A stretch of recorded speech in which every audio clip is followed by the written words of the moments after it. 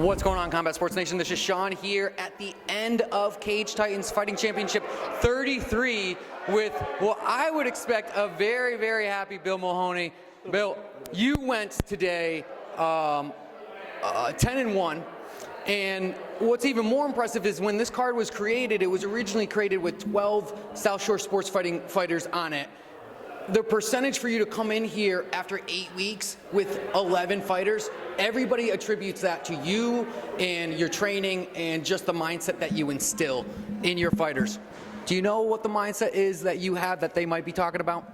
Well, as far as pulling out, see, guys fighting us pull out at over 50%. It's a huge problem in this sport. Everyone wants to be able to say they're a fighter. Not many people want to get hit.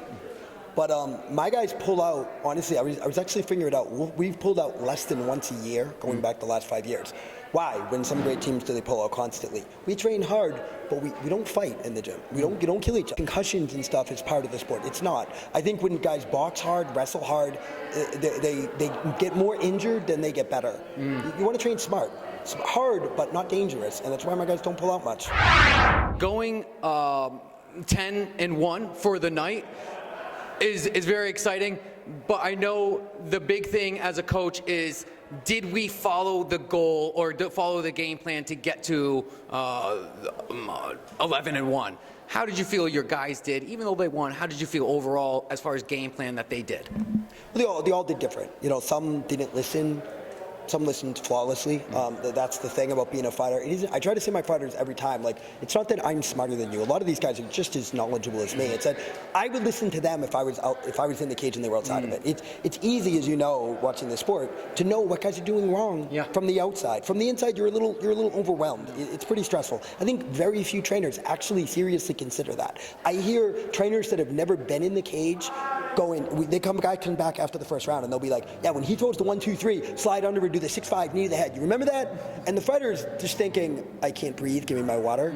Like, you have to really break through that, the haze of fighting and keep it really simple.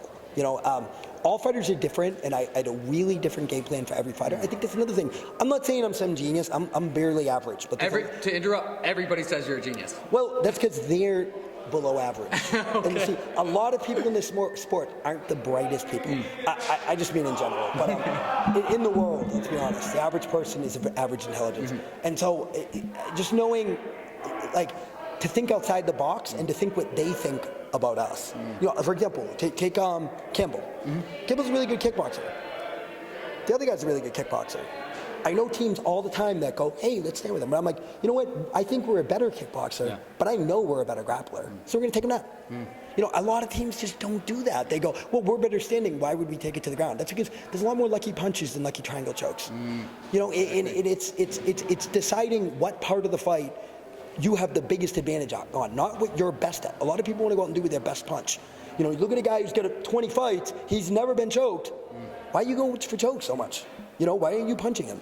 It's ponderous to me that most coaches, the fighter's job is to fight, and the coach's job is to analyze and get them in the right space mentally and doing the right things for the fight. And I really think a lot don't take that seriously.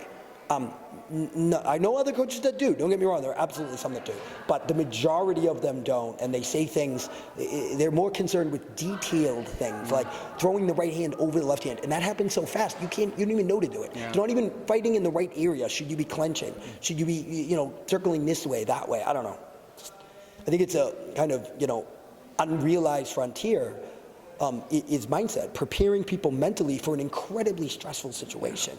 Like, people, you know, it's nothing like a street fight. It is 1,000 times scarier than that. You know, like, competing in general, but especially in a cage fight in front of thousands of people almost naked with somebody trying to bash your head in, it is extremely stressful. And you're going to make the worst decisions around without somebody really being your analyst and deciding what words is going to get through the haze and make you do the right thing. Right.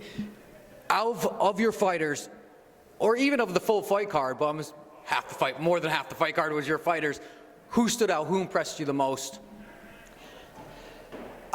You know, it's easy to say, like, Chris O'Brien, who won his fight in like 2 seconds versus a much bigger opponent with one punch. But, you know, was that a lucky punch? We don't know. We'll find out later as it goes by. I don't think so, but we don't know. I think you know, and Frankie Sforza would say that was his worst fight He did. Because he didn't look good. He's taken 2-3 years off. He comes back at a higher weight and wins the first round. Second round, he's getting beat up, comes back to the stool and goes, I'm sorry, coach. And I'm like, Frank, he can barely walk. He's taking so many shots to the leg. I'm like, dude, this is where, we decide if you're a winner. Like, if you lose this fight, you can just go home. But if you win this fight, man, you can go places. But, in a fight that's turned completely against you when you're completely exhausted and beat up, he was like, you know what, I'm going to try to win. And he won. And he didn't really look good. He was extremely disappointed. But that's because he held himself to a hugely high standard, which is why he was a champion wrestler and now he's a champion fighter. He wants to win every fight immediately. And his heart impressed me.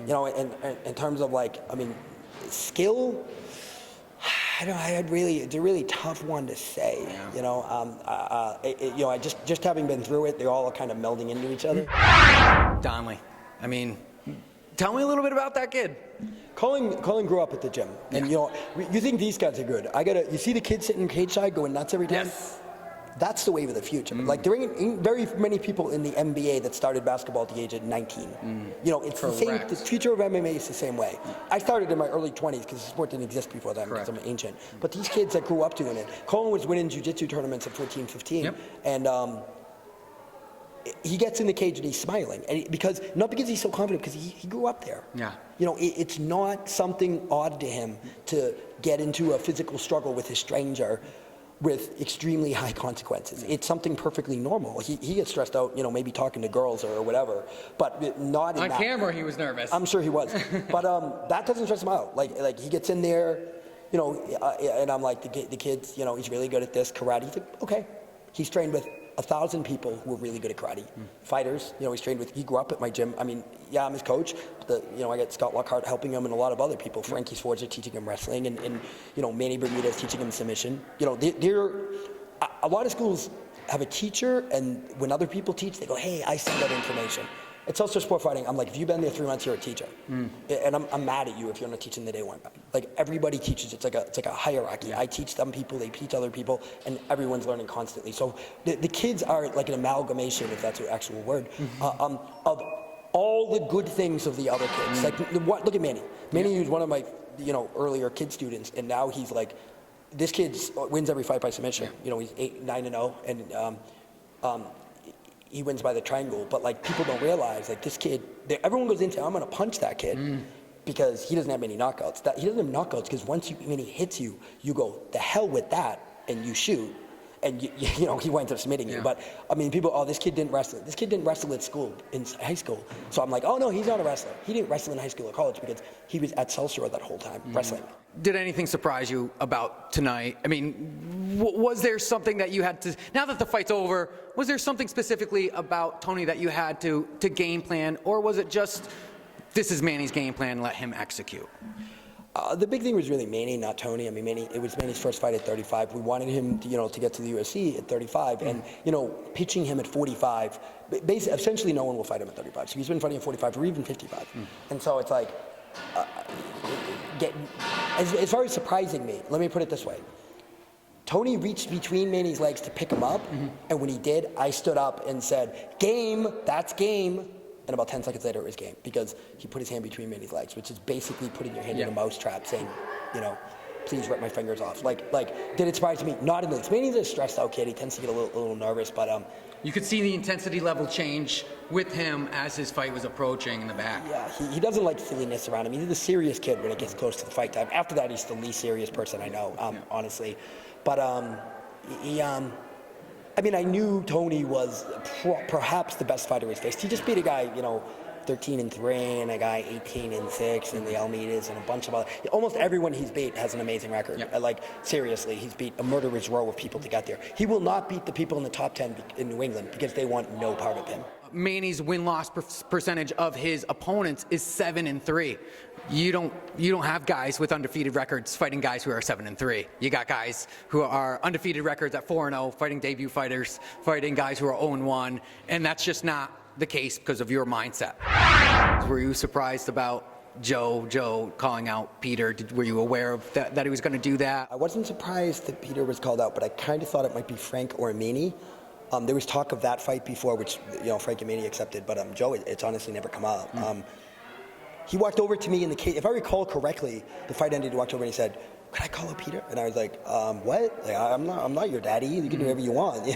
I teach you jiu-jitsu, man. I don't teach you what to do." I mean, I don't even remember exactly what he said. I would be opposed to him doing it in an unsportsmanlike way. I think very important to me. My students are all class acts, and I have nothing but respect for Peter. He's always been kind to us, so I've nothing against him or his team. But Joe wants to fight him, and again, I'm his manager. I suppose would have to now that he called him out. I mean, it's kind of pathetic if we didn't. I have no idea if Peter or Tyson would make it. I would take that. I have to go think about it. I don't know. We went live with Joe just now, and there was a name that keeps on coming up. Josh Harvey keeps on calling out Jojo Giannetti. It happened again at the Main Event podcast. Do you know of this whole background that's going on between him and Josh Harvey? Josh wanted it at 45, wanted him to travel up to Neff, while Joe already had a fight here with Keegan. Joe said because of the disrespect, it wouldn't happen. Would it happen? I'm going to tell you why no. I mean, I've said I'm against it. I don't know who Josh Harvey is. I've never seen him fight. Yeah. Now, from Young's MMA. Okay, one day, out of nowhere, I got a message from a couple of local sports writers saying, "Will Joe fight Josh Harvey? Joe was like a week from fighting in Cage Night. Will Joe fight Josh Harvey? Will Joe fight Josh Harvey? Why won't he fight him?" And I was like, "Who's that? Who's that? He has a fight in a week." And then like a promoter contacted me, 2 promoters actually, asking for the fight. And I was like, so I immediately said to them, "Look, don't go asking local writers." See, that's what they do. They try to embarrass you. I would have taken that fight. It's an easy win, honestly. Honestly, it's not a hard fight. It's just not. But from what I hear, I've not actually seen the kid fight, but from what I hear through people who trained with them both, they said it's not a hard fight. The problem is that it was very underhanded in what they did. And so if you had said to me, "Do you want this fight?" I would have said, "Joe's fighting in a couple of weeks. I'll certainly entertain it for the next fight. Absolutely, let's do it." More than likely. But it was extremely dirty what they did. Like, you just don't do it. You don't try to trick me into doing something, especially in your shoes having the foot. Many times, it used to happen at CFX. Gary sometimes, he went to people to get them to try to pressure for a fight online. And even when it's a fight I wanted, I'm like, I don't like that. I ask my guys not to go online and be disrespectful. Correct. Like, it's one thing if Josh Harvey, "Hey, I want to fight him." If he shows, "Hey, do you want this fight?" That's fine, let's do it. But when I used to allow this, what happened was everyone that on their teams that are 5-0 were always calling out my guys that are 1-1 who are 18 years old to try to get a fight. That's how they try to do it. I wouldn't allow my guys to do that. If Manny Bermudez called out a guy 2-0, I would smack him myself. Disrespectful. And the sport's so cutthroat in trying to get yourself wins. That's what they do. So, maybe I do it, except for, like, I hear the kid's good. I hear he's not Joe's level, but I don't know. But I vowed I wouldn't. I certainly offered Manny to do it. I don't know who the kid is. I'd have to look at him. I would theoretically say yes. He's 3-0 professional, fought twice at 155, fought twice most recently at 45. And he's mostly, if not all of his fights have been for Neff. If it was to happen here in Plymouth, Cage Titans, possibly? Well, I don't know. I said I wouldn't. I would kind of be a man of my word. I probably shouldn't have flown off the handle and said, "No, I'm never making this fight because you're pushing it wrong." Yeah. And if I do that, if I agree to it, my team gets screwed over again and again and again because someone else starts pushing it. I know it sounds like I'm ducking him. I would think that if I was him. No. But if you know me, I could give you names and shows that did that. It happened once with Jared Sarno. It happened once with Sloppy Joe Lamoureux, where inferior fighters did it very underhanded, contacting 20 shows at once wanting to fight them. I mean, they don't call my guys. I'll tell you what, I'll consider it if this. One of my guys can call out one of Young's guys, no matter who I take, no matter who they choose. I mean, no matter whoever we choose, that fight is made 100%. I'll reconsider it. I manage my guys. Yep. They don't manage my guys. And if he allows that, say one of his own 10 guys to fight Manny Bermudez, done. Maybe I'll have to reconsider my word. But until then, shady things I push them aside. There's too much shadiness in this sport. Thank you for taking the time. All your guys said you would be booking out of here, and I'm glad I was able to catch you, my friend. Yeah, thank you, and thanks for tapping out Paul Bear. Thank you. There you go, Paul Bear, from Bill. He needs to be kept humble. There you go. Follow us on Instagram. Watch us on YouTube. Check us out on Facebook, visit us on Twitter, and stay tuned.